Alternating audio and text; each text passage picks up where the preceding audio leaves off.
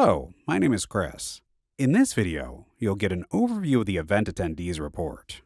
To open the Event Attendees Report, go to the Reports page, click on Events, scroll down, and open the Event Attendees Report. Make sure to select a date range that includes scheduled events. For example, in this case, select last year, and then click Apply. This will populate the report with all the events that took place during that time. The Event Attendees Report provides a detailed list of all attendees, organized by their registration status, attended, canceled, or no-show. It includes a breakdown of each event category, along with the percentage distribution for attendees, no-shows, and cancellations.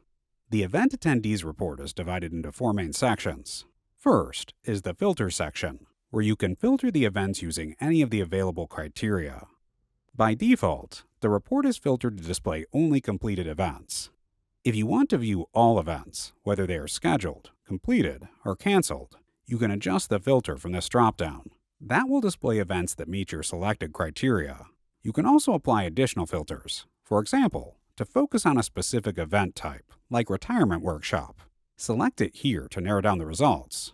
The second section of the report displays top-level summary cards, showing the number of events, total registrations, and total attendees, as well as no-shows, cancellations, appointment requests, and scheduled appointments.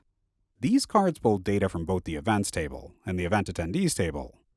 Below that, you'll see two charts showing attendees by source and attendees by stage. The Attendees by Source chart pulls from the sales pipeline and shows which marketing channels or sources brought in attendees.